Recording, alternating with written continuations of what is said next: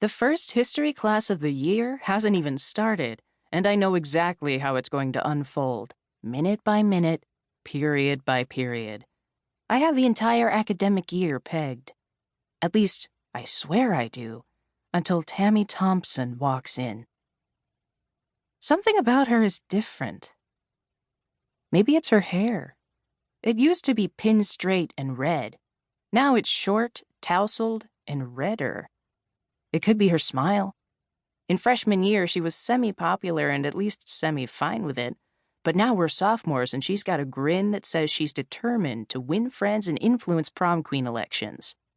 Not that we can go to prom as sophomores, unless an upperclassman invites us, an event so rare and special that people in this school talk about it like it's a meteor sighting. Maybe it's the fact that when I see her, music infiltrates my brain. Soft, obnoxious music.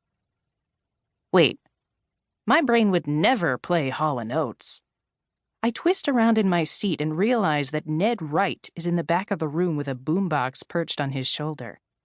He's turned it down so Miss Click, sitting at her desk, ignoring us like a pro, acting like we don't exist until the bell rings, won't confiscate it. When class starts, he'll slide it under his desk and use it as a footrest. He's been doing this since 8th grade. He's also a pro. But for right now, Tammy Thompson is strolling across the room on a cloud of kiss on my list and raspberry-scented something. Lotion? Shampoo? Whatever it is, it reminds me of the scratch and sniff stickers I collected with a fervor back in middle school. She slides into a seat, and her friends greet her in high-pitched flutters. "Oh my gosh, your hair! How was the beach, Tam?" Tam? Maybe that's the difference. She's got a new nickname to go with her fresh haircut and enhanced smiling capabilities. Tam, I whisper, quietly enough that nobody can hear me under the "How was your summer" uproar. Miss Click looks up, ominously. 1 minute until class starts.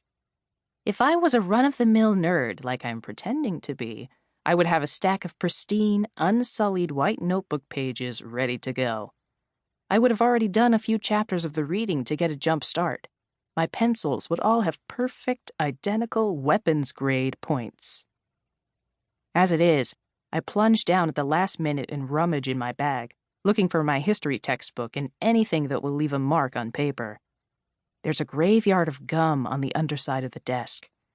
And the perm I let Kate talk me into right at the end of summer, the perm that made my scalp tingle for a week and still makes my head smell perpetually like overcooked eggs, means my hair is big enough that I have to be extra careful how much space I leave for clearance.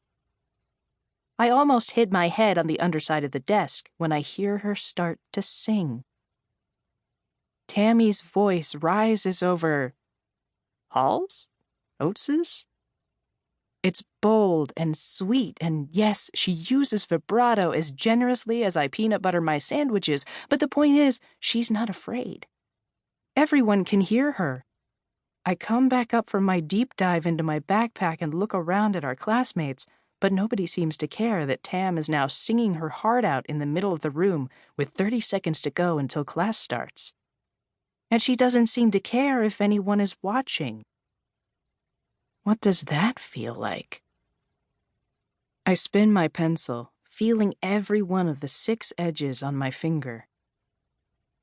Then the bell rings, Miss Click stands up, and everything slides back into place, exactly the way I thought it would be.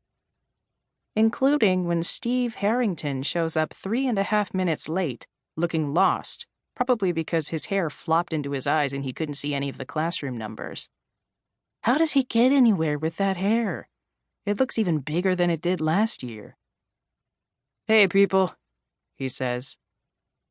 Everyone laughs, like the part in a sitcom where the audience guffaws at the main character's not particularly funny motto. They know they don't have to do that in real life, right? Even Miss Click beams at him like his hair somehow cured cancer. That's an extreme and rarefied level of popularity, where even the teachers don't glare at you because you're simply too socially precious.